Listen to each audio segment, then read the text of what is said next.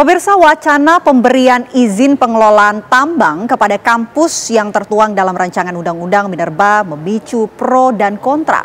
Ya, cuan dari tambang diharapkan bisa mendorong kampus lebih mandiri. Tapi di sisi lain pemirsa mengancam independensi dan juga menggerus sensitivitas terhadap isu lingkungan. Lantas, tepatkah kampus mengurus tambang?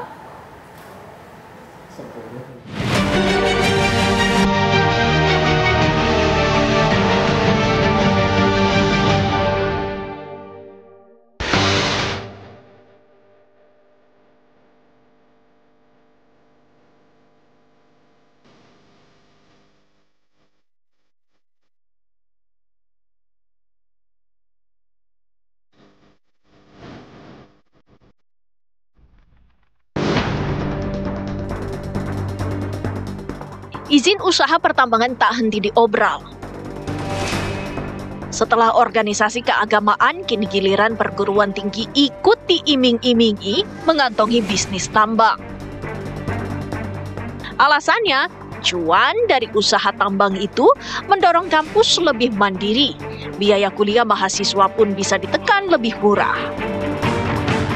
Kita memberikan kepada perguruan tinggi untuk mengelola dirinya secara mandiri, ya. Kalau dulu masih ada bantuan dari APBN ke kampus-kampus, kalau sekarang kan tidak.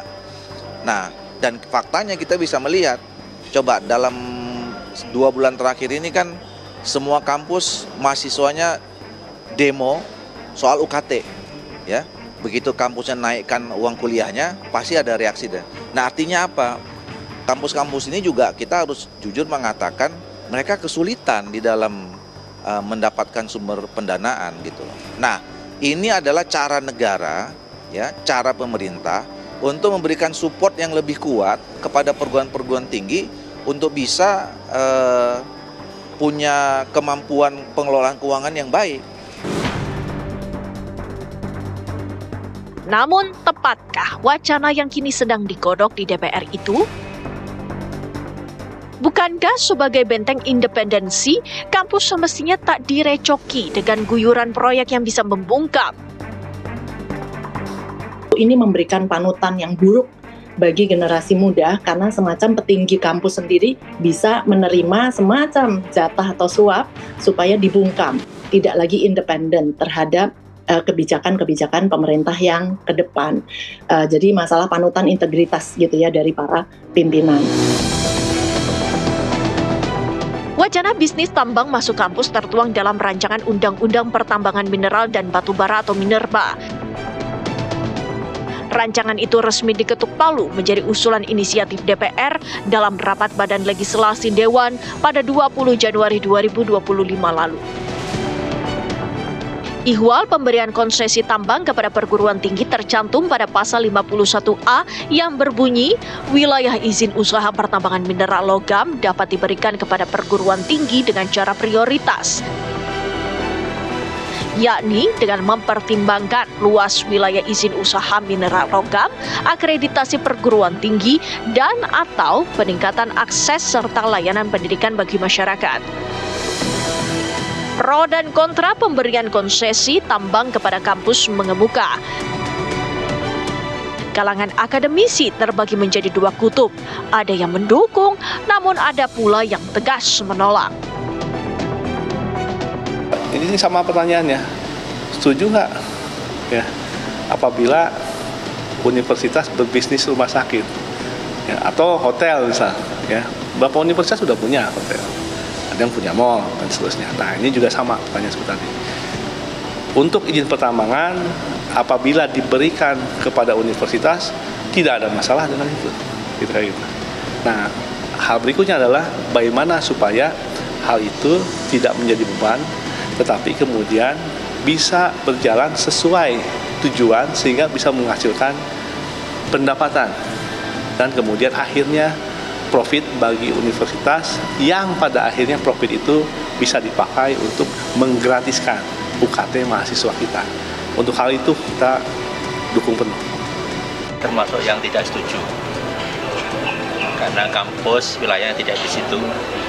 Dan betul, memang ada sebagian kampus yang mendidik untuk menjadi ahli di bidang itu. Tapi perlu dipastikan bahwa semua proses penambangan itu harus dilandasi dengan etika yang tinggi.